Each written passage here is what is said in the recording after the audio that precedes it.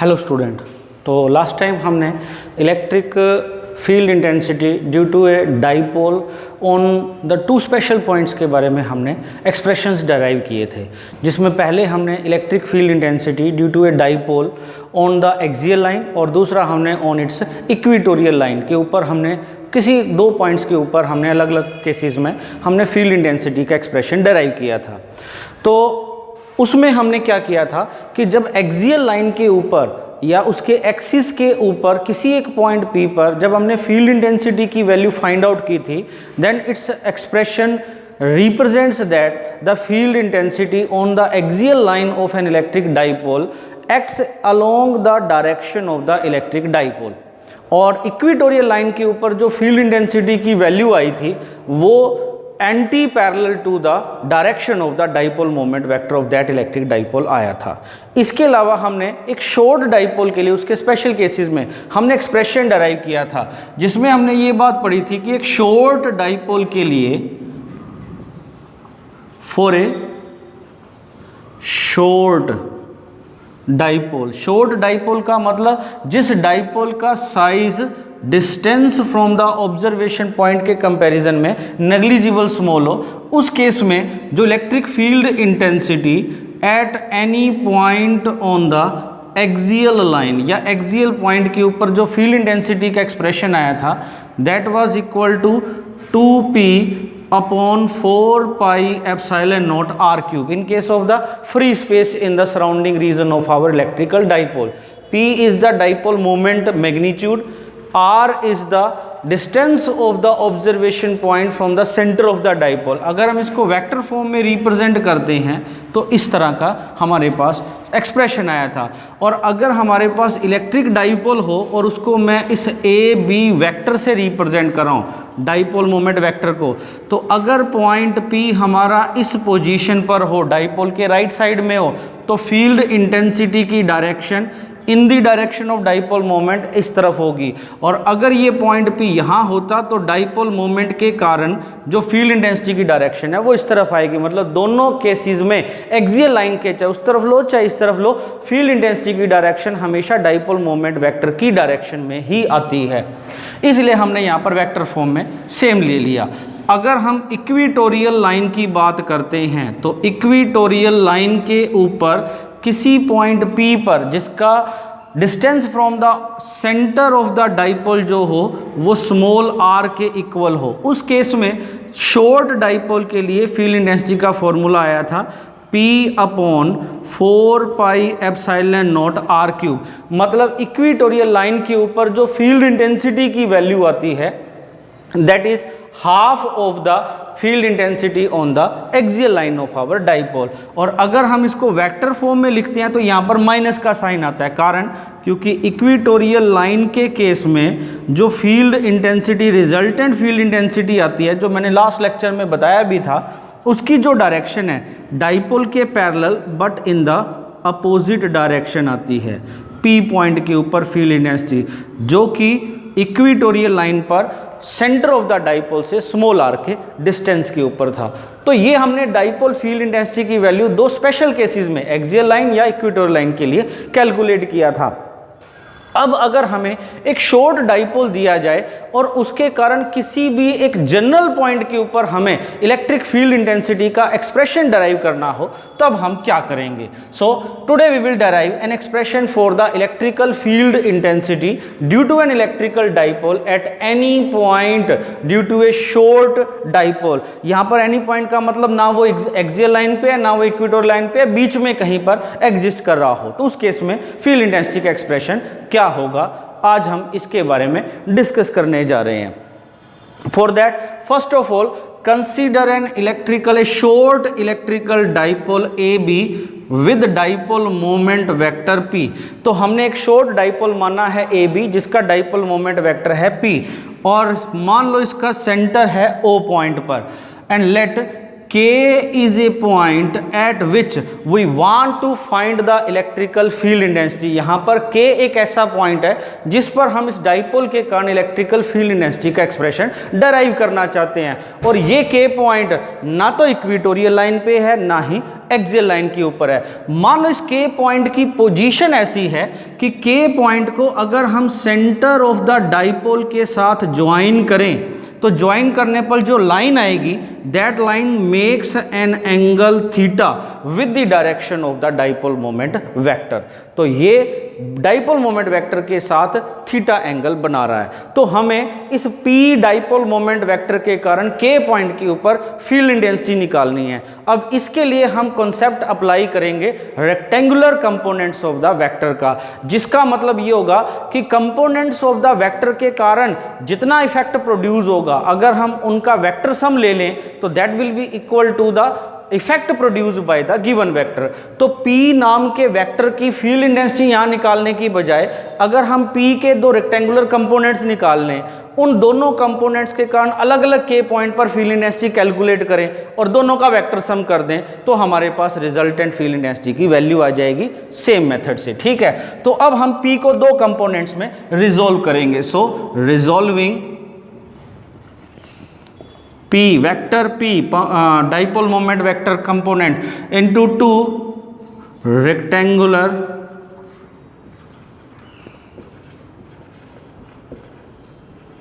Components. हमें पता है अगर एक वेक्टर किसी लाइन के साथ एंगल थीटा बनाता है तो उस लाइन के अलोंग तो उसका कंपोनेंट हो जाएगा P cos थीटा, और इस लाइन के परपेंडिकुलर वेक्टर की तरफ कंपोनेंट जो होगा ये P cos थीटा के परपेंडिकुलर होगा और वेक्टर की तरफ नीचे की तरफ P sin थीटा।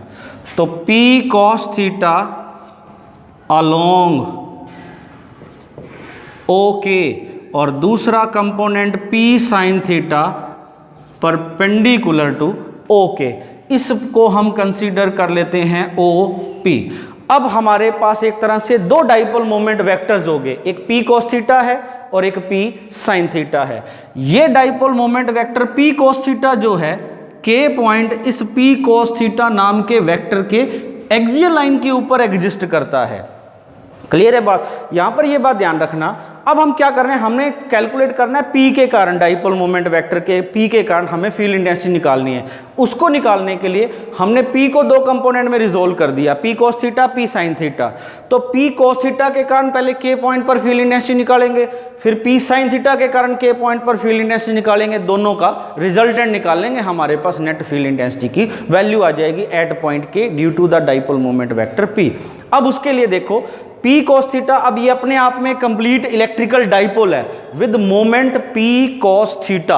और यहाँ एक बात और, जब रेजोल्यूशन किया, क्योंकि हम सेंटर में से जो लाइन पास आउट हो रही है उसके अबाउट इसको दो कंपोनेंट्स में रिजोल्व करते हैं। जनरली हम लोग क्या करते थे, एक वेक्टर A अगर हमें दिया जाता था किसी लाइन के साथ थीटा एंगल बनाता था तो एक उस लाइन के अलोंग हम कंपोनेंट लिख देते थे A cos थीटा और उसके परपेंडिकुलर लिख देते थे A sin थीटा। यहाँ पर A का स्टार्टिंग पॉइंट O है तो उसके कंपोनेंट्स का भी स्टार्टिंग पॉइंट O होगा। इस केस में हम लोग O के अबाउट इसको रिजोल्व कर रहे हैं दो कंपोनेंट्स में, जो AB का सेंट्रल पॉइंट है या मिडल पॉइंट है, इसलिए जो दो कंपोनेंट्स होंगे ये O पॉइंट उन दोनों का भी सेंट्रल पॉइंट होगा। क्लियर है? तो P cos थीटा के कारण हम फील्ड इंटेंसिटी निकालेंगे। P cos थीटा एक ऐसा डाइपोल मोमेंट वेक्टर है, सेंटर हो गया O और K पॉइंट जो है ये उसके एक्सियल लाइन के ऊपर एग्जिस्ट कर रहा है। और हमने आर्टिकल के नेम में लिख रखा है कि हमने एक शॉर्ट डाइपोल कंसीडर किया है। शॉर्ट डाइपोल का मतलब ये सिचुएशन, ये कंडीशन हमारी एप्लीकेबल होगी। तो इस केस में एक्सियल लाइन के ऊपर फील्ड इंटेंसिटी का फॉर्मूला होता है ये वाला। So now the electrical field intensity at point K due to the dipole moment P cos theta is given by, let this is given by E1 vector, E1 symbol से मैं इसको denote कर रहा हूँ। तो एक्सियल लाइन के ऊपर field intensity का formula twice of the dipole moment vector का मैग्नीट्यूड, अगर सिर्फ मैग्नीट्यूड की बात करूँ मैं, divided by 4 pi epsilon not observation point का सेंटर ऑफ डाइपोल, और O point P cos theta का सेंटर है। इसके सेंटर से डिस्टेंस का स्क्वायर। डायरेक्शन एक्सियल लाइन के ऊपर डायरेक्शन वही होती है जो डाइपोल मोमेंट वेक्टर की है। पी कॉस थीटा की डायरेक्शन इस तरफ है, तो यहाँ पर जो E1 वेक्टर की डायरेक्शन होगी वो इस तरफ आएगी। ठीक है, मैग्नीट्यूड हो गया ये वाला। इस चीज को आप KL से रिप्रेजेंट करते हैं, तो डायरेक्शन अलोंग KL। अब इलेक्ट्रिकल, अब दूसरी खास बात यहाँ पर, इलेक्ट्रिकल फील्ड इंटेंसिटी का फॉर्मूला में twice of the dipole moment vector का मैग्नीट्यूड है। इस बार हमारा डाइपोल मोमेंट वेक्टर जिसके कारण हम यहाँ निकाल रहे हैं उसकी वैल्यू है P cos थीटा, तो इसलिए यहाँ पर लिखेंगे 2P cos थीटा। सिमिलरली अब K पॉइंट पर P sin थीटा नाम के डाइपोल मोमेंट वेक्टर के कारण फील्ड इंटेंसिटी निकालेंगे। O point P sin theta का सेंट्रल पॉइंट है और KO लाइन जो है ये इस OP के परपेंडिकुलर है, सेंटर में से पास आउट हो रही है। मतलब ये KO लाइन जो आ रही है इस तरफ, ये लाइन इस P sin theta dipole moment vector का परपेंडिकुलर बाइसेक्टर है, मतलब ये एक तरह से उसकी इक्वेटोरियल लाइन है। मींस K पॉइंट जो होगा वो P sin थीटा नाम के इलेक्ट्रिकल डाइपोल मोमेंट के इक्वेटोरियल लाइन के ऊपर एग्जिस्ट कर है और शॉर्ट डाइपोल है, तो एक शॉर्ट डाइपोल के कारण electric field intensity at point K which is now on the equatorial line of P sin theta due to P sin theta, that let this is represented by the symbol E2, इसको E2 से denote कर रहा हूं, तो that is equal to dipole moment vector P by 4 pi epsilon naught r cube. Short dipole के लिए formula मैं use कर रहा हूं। डायरेक्शन जैसा मैंने यहां पर बताया, इक्वेटोरियल लाइन के ऊपर पॉइंट P के ऊपर फील्ड इंटेंसिटी निकालनी हो, डाइपोल मोमेंट वेक्टर के parallel but in the opposite direction, मतलब anti parallel. Dipole moment vector इस तरफ, तो K पॉइंट पर फील्ड इंटेंसिटी इसके parallel but in the opposite direction, मतलब इसके एंटी पैरेलल। मान लो ये लाइन आ रही है KM के अलोंग, तो एक्टिंग अलोंग KM। P क्या था, जिस डाइपोल मोमेंट के कारण फील्ड इंटेंसिटी निकाल रहे हैं उसका मैग्नीट्यूड, यहाँ पर हम P sin थीटा नाम के डाइपोल मोमेंट के कारण निकाल रहे हैं, तो इसका मैग्नीट्यूड P sin थीटा लिखना है। तो अब K पॉइंट पर दो फील्ड इंटेंसिटीज लग रहे हैं, E1 KL के अलोंग और E2 KM के अलोंग। हमें K के ऊपर रिजल्टेंट फील्ड निकालना है ड्यू टू P, और P के कारण अकेले कारण उतना फील्ड होगा जितना P cos थीटा और P sin थीटा के कारण मिलके प्रोड्यूस होगा। इन दोनों का अलग अलग ये है, तो इन दोनों का रिजल्टेंट निकाल लो, हमारे पास रिक्वायर्ड फील्ड इंटेंसिटी की वैल्यू आ जाएगी। अब K नाम के पॉइंट के ऊपर दो फील्ड इंटेंसिटी लग रहे हैं, KL के अलोंग और KM के अलोंग, तो दोनों का रिजल्टेंट निकालने के लिए हमारे पास क्या होगा, वेक्टर एडिशंस के रूल्स का हम यूज करेंगे। यहाँ पर क्या है, ये दोनों वेक्टर सेम पॉइंट से स्टार्ट हो रहे हैं, तो जब सेम पॉइंट से स्टार्ट हो तो हम parallelogram law of vector addition का यूज करते हैं। तो M से KL के पैरेलल एक लाइन ड्रॉ कर दी, L से KM के पैरेलल एक लाइन ड्रॉ कर दी, तो ये एक पैरेललोग्राम बन गई। दोनों का स्टार्टिंग पॉइंट सेम है, तो इसलिए जो सेम स्टार्टिंग पॉइंट है वहां से इस पैरेललोग्राम का जो डायगोनल होगा ये इन दोनों का रिजल्टेंट फील्ड इंटेंसिटी होगा। So therefore according to the parallelogram law of vector addition, the resultant field intensity at point K due to E1 and E2 is given by parallelogram और law of vector addition के accordingly that would be represented by the vector Kn। इस parallelogram के diagonal Kn से इसको हम represent करेंगे। और एक पैरेललोग्राम के रिजल्टेंट वेक्टर का मैग्नीट्यूड क्या होता है, फर्स्ट वेक्टर के मैग्नीट्यूड का स्क्वायर, सेकंड वेक्टर के मैग्नीट्यूड का square plus twice of product of magnitude of the two vectors into में cos of the angle between their direction, smaller angle between their direction. E1 और E2 के बीच का angle कितना है, 90 degree, तो कोस 90 और उस सारे का आ गया स्क्वायर रूट। कोस 90 की वैल्यू होती है 0, तो ये पार्ट हो गया 0, तो that is equal to E1 square plus E2 square का अंडर रूट।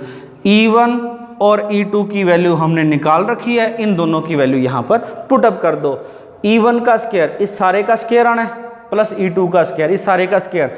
डिनोमिनेटर देखो दोनों का सेम है, इसका स्केयर लेंगे, दोनों से कॉमन ले लेंगे स्केयर, अंडर रूट से बाहर लिख देंगे, तो हमारे पास रह जाएगा 1/4 pi epsilon naught r cube square root of 2p cos theta का square plus p sin theta का स्केयर।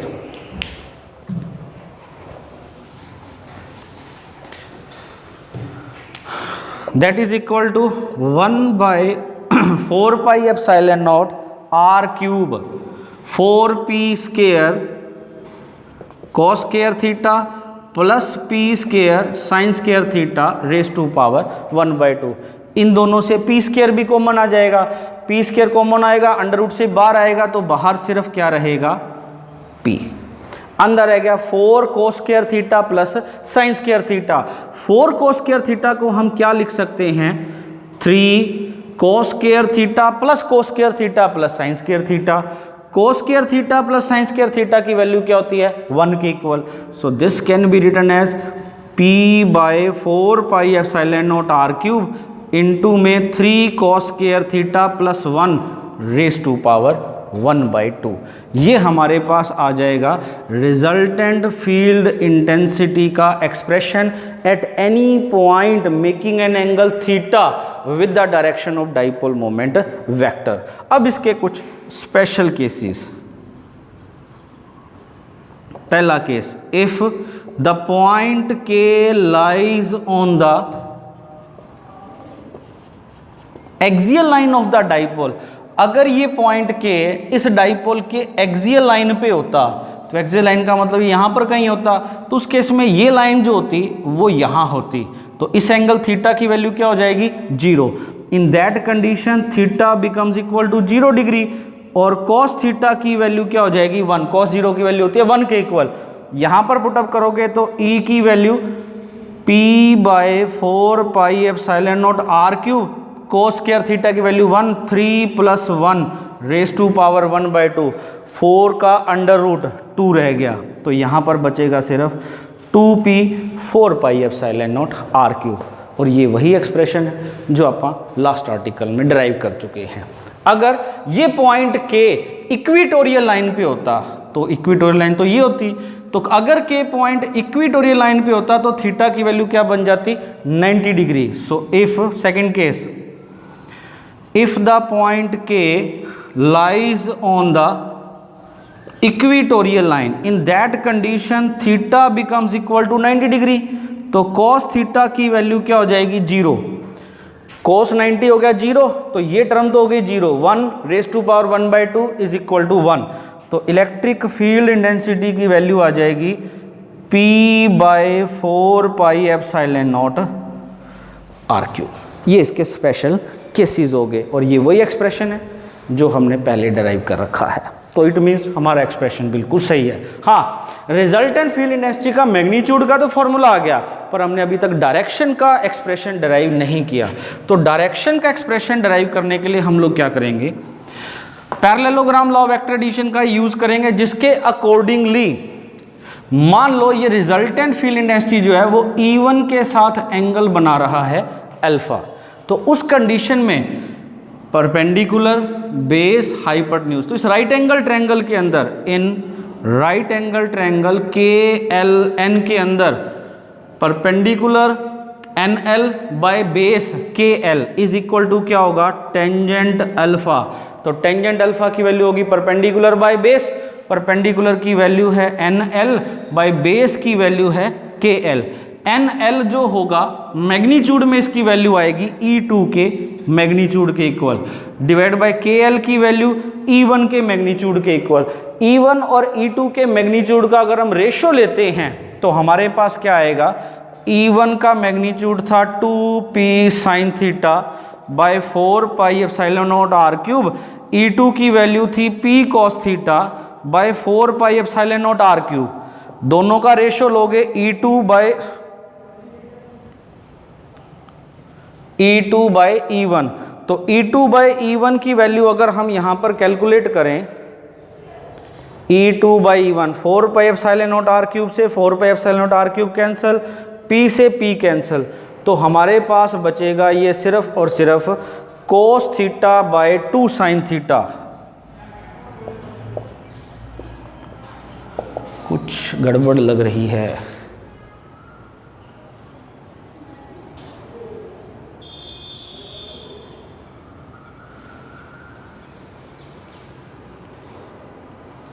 चलो 1/2 इंटू 1/टेंजेंट थीटा, मेरे को लग रहा है यहाँ कुछ उलट हो गया। चलो ये एक्सप्रेशन होगा, फिर भी चेक कर लेना आप लोग, कहीं कोई मैथमेटिक्स में मिस्टेक ना हो। आई थिंक सो, शायद यहाँ मिस्टेक है। टेंजेंट थीटा E2 की वैल्यू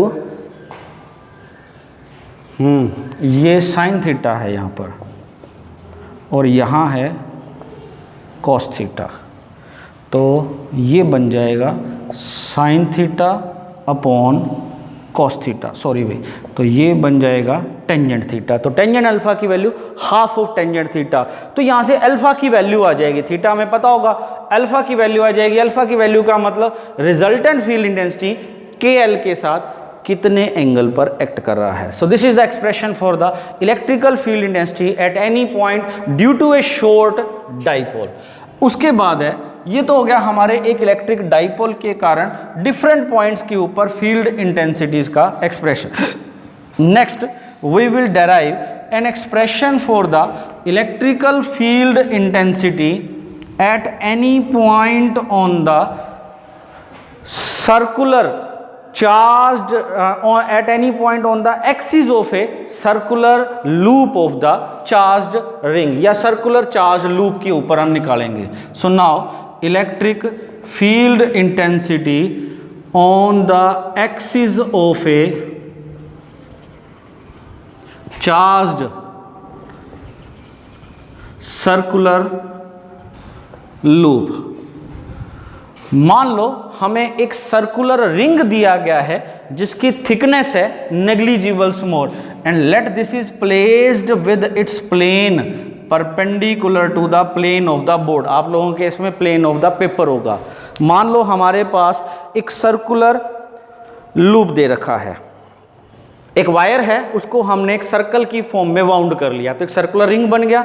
इसकी थिकनेस जो है वो इसके रेडियस के कंपैरिजन में नेग्लिजिबल स्मॉल है, तो एक तरह से सिर्फ लेंथ लेनी है, इसकी विड्थ अपन ने कंसीडर नहीं करनी वायर की जिसको अपन ने वाउंड किया है। तो एक circular loop of the wire है और इसको हमने प्लेन ऑफ द बोर्ड के इस तरह से परपेंडिकुलर रखा हुआ है। क्लियर है बात। और मान लो इसका जो सेंट्रल पॉइंट है वो सेंट्रल पॉइंट है O और रेडियस है मान लो स्मॉल a के जितना। अब इस लूप के सेंटर में से पास आउट होने वाली लाइन और इसके प्लेन के जो परपेंडिकुलर होगी, this line is known as its axis. मतलब ये मान लो हमारा circular loop of the wire है जिसको हमने प्लेन ऑफ बोर्ड के परपेंडिकुलर रखा है, उसके सेंटर में से और उसके प्लेन के परपेंडिकुलर जो लाइन होगी, this line would represent its axis. इस एक्सिस के ऊपर कोई एक पॉइंट है P जहां पर हमें फील्ड इंटेंसिटी कैलकुलेट करनी है।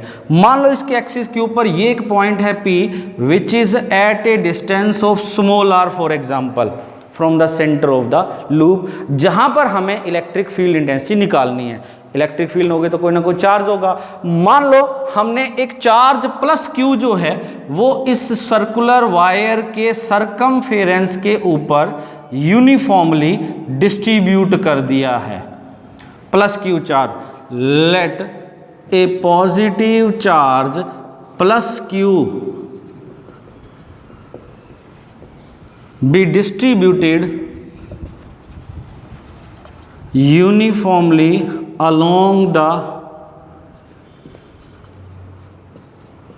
circumference of the loop।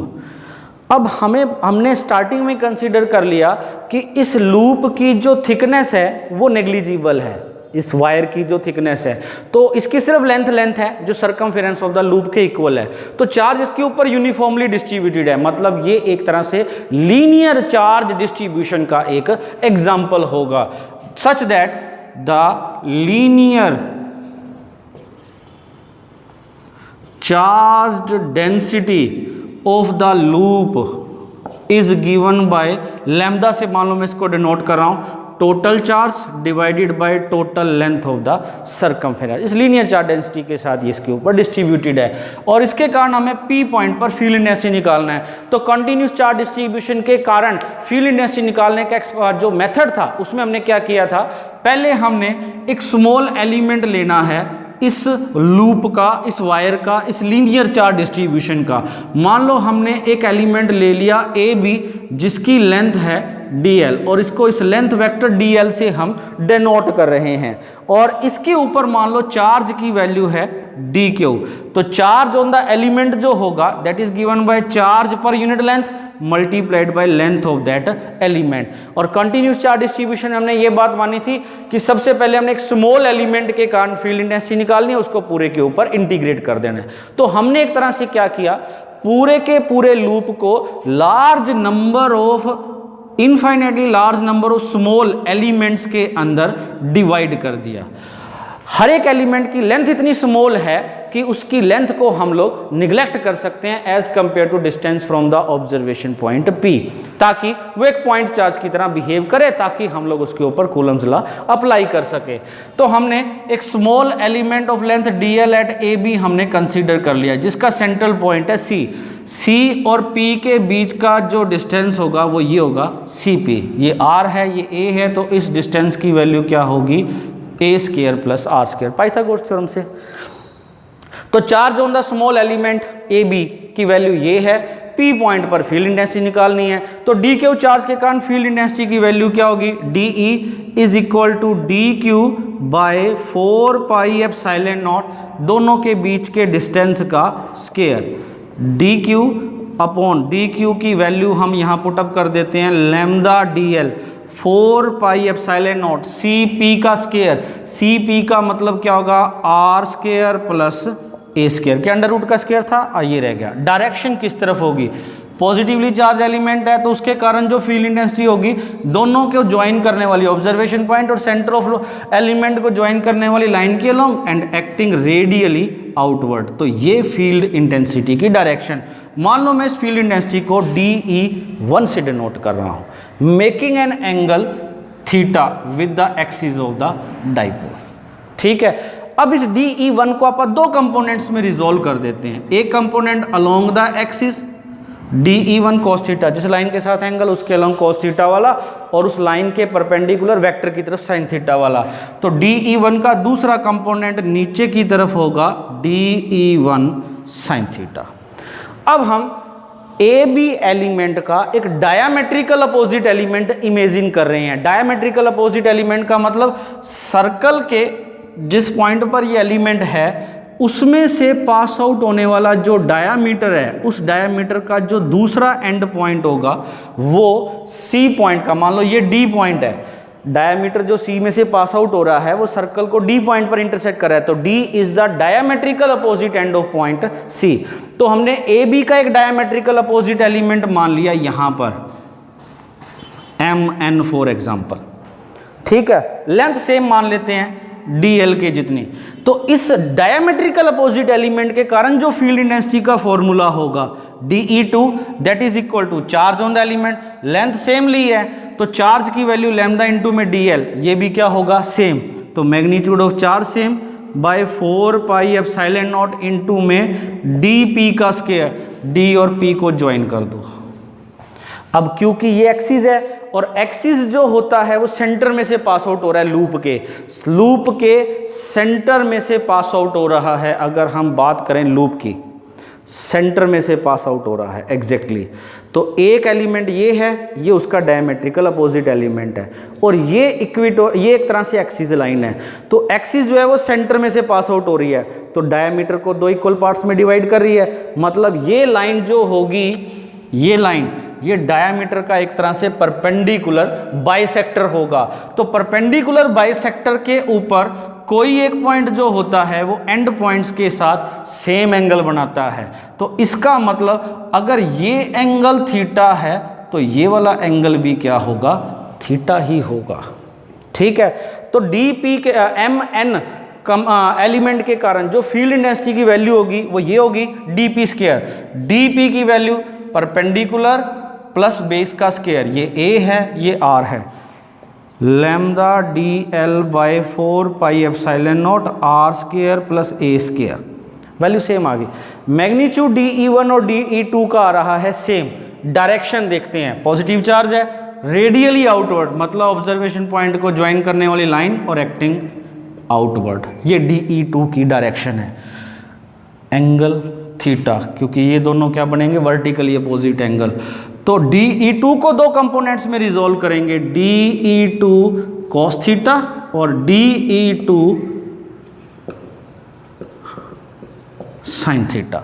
अब अगर हम यहां पर देखें DE1 sin थीटा, DE2 को sin थीटा, दोनों की डायरेक्शन अपोजिट है, लाइन ऑफ एक्शन सेम है, मतलब जिस लाइन के अलोंग ये फोर्स एक्ट कर रहे हैं ये दोनों की सेम है। जब एक बॉडी पर एक पॉइंट पर दो फोर्सेस एक्ट कर रहे हों साइमल्टेनियसली अपोजिट डायरेक्शन में और सेम लाइन ऑफ एक्शन के अलोंग, बिल्कुल एग्जैक्टली सेम लाइन के अलोंग और अपोजिट डायरेक्शन में, मैग्नीट्यूड सेम हो, तो दोनों एक दूसरे के इफेक्ट को क्या कर देंगे, कैंसिल आउट। मतलब साइन थीटा वाले कंपोनेंट तो आपस में हो गए कैंसिल आउट, और दोनों के जो कोस थीटा वाले कंपोनेंट्स हैं उनकी डायरेक्शन है सेम।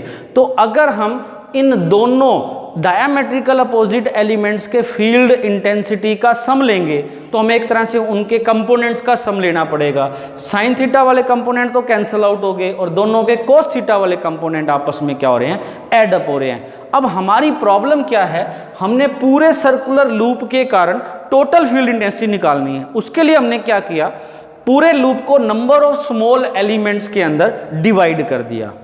ठीक है, अब हमने क्या करना है, सभी अलग अलग एलिमेंट्स के कारण फील्ड इंटेंसिटी लेनी है, उन सब का वेक्टर सम लेना है। हमने ये देखा कि एक एलिमेंट का जो डायमेट्रिकल अपोजिट एलिमेंट है उससे उसके साइन थीटा वाला कंपोनेंट तो कैंसिल हो जाता है और कोस थीटा वाला कंपोनेंट जो है वो ऐड हो रहा है। और हमें पता है कि एक सर्कल के हर एक पॉइंट में से एक डायामीटर पास होता है, मतलब इस सर्कुलर लूप के ऊपर जितने भी एलिमेंट्स होंगे हर एक एलिमेंट का एक डायामेट्रिकल अपोजिट एलिमेंट होगा।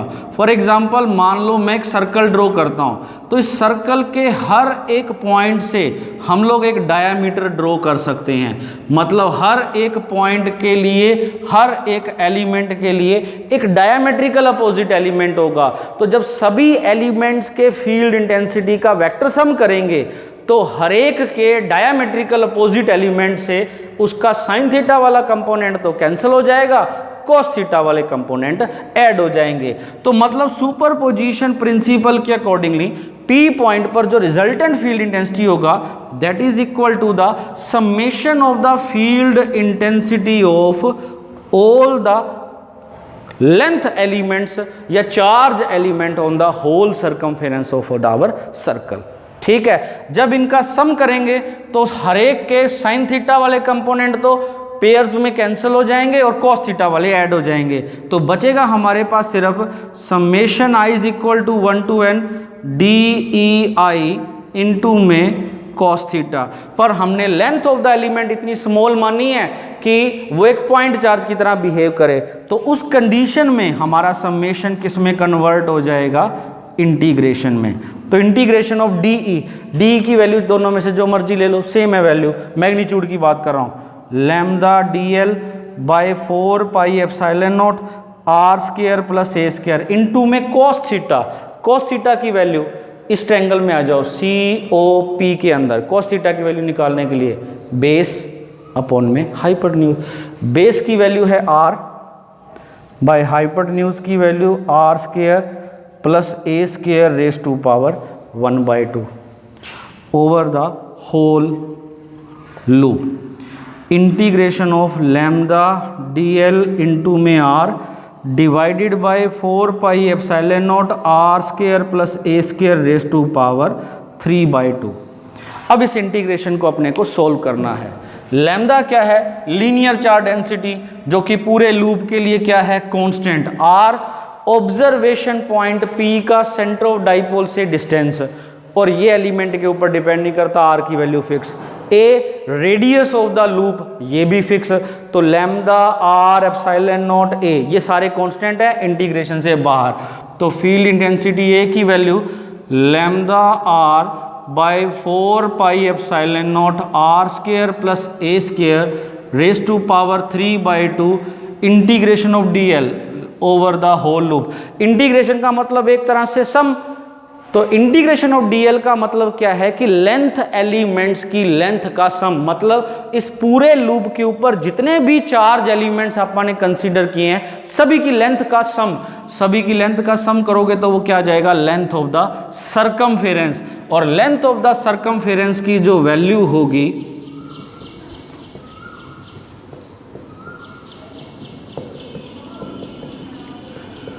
टू पाई ए, ठीक है। अब हमें पता है कि लैम्डा का फॉर्मूला क्या था, चार्ज बाय सर्कमफेरेंस। तो total charge provided on the whole loop lambda into में 2 पाई ए, ये हमारे पास एक्सप्रेशन लैम्डा। तो लैम्डा इनटू में 2 पाई ए को हम लिख सकते हैं क्यू, तो Q are by 4 pi epsilon naught are square plus A square raise to power 3/2। Field intensity का मैग्नीट्यूड। डायरेक्शन साइन थीटा वाले तो कैंसिल ही हो गए थे, सभी के कोस थीटा वाले कंपोनेंट ऐड हो रहे थे जिनकी डायरेक्शन थी along the axis and acting away from the centre of the loop. मतलब पॉजिटिवली चार्ज लूप के कारण एक्सिस पर जो फील्ड इंटेंसिटी की डायरेक्शन होगी along the axis and acting away from the loop होगी। तो डायरेक्शन होगी अलोंग पी क्यू, मान लो ये उसकी डायरेक्शन होगी। अगर हम इसका एक स्पेशल केस लेते हैं, if the point P lies at a very very large distance such that R is much larger as compared to the radius of the loop। मतलब अगर P पॉइंट एक्सिस के ऊपर बहुत लार्ज डिस्टेंस पे हो, इतने लार्ज डिस्टेंस पे हो कि उस डिस्टेंस के कंपैरिजन में रेडियस ऑफ द लूप जो हो वो नेग्लिजिबल स्मॉल हो, in that condition R is much greater than A, तो R स्क्वायर प्लस ए स्क्वायर, आर स्क्वायर के कंपैरिजन में हम ए स्क्वायर को क्या कर सकते हैं, निगलेक्ट। तो आर स्क्वायर प्लस ए स्क्वायर की value approximately equal to R square. तो फील्ड इंटेंसिटी E की value Q are by 4 pi epsilon naught are square plus A square की जो वैल्यू होगी R square raise to power 3/2। A square को मैंने neglect कर दिया तो ये वैल्यू रह जाएगी आर क्यूब स्क्वायर, तो Q by 4 pi epsilon naught are square. Field intensity का फॉर्मूला ये आ गया। और ये एक्सप्रेशन किसके लिए था, एक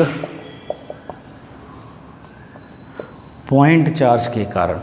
मतलब वैसे तो लूप का साइज फाइनाइट है, पर अगर ऑब्जर्वेशन पॉइंट P का डिस्टेंस R इसके साइज के कंपैरिजन में बहुत लार्ज हो, ताकि साइज को R के कंपैरिजन में निगलेक्ट कर सकें, then its field intensity will be same as if it is due to a point charge. मतलब अगर एक फाइनाइट साइज की चार्ज बॉडी हो और उसके कारण फील्ड इंटेंसिटी निकालना हो, तो अगर ऑब्जर्वेशन पॉइंट उससे काफ़ी लार्ज हो ताकि उसके डायमेंशंस को हम निगलेक्ट कर सकें, then it will behave like a point charge. जो मैंने पॉइंट चार्ज की डेफिनेशन बताया था, ये उसका भी एक तरह से प्रूफ आ रहा है। And this is about your electric field intensity on the axis of A charge circular loop. And that's all about today's lecture.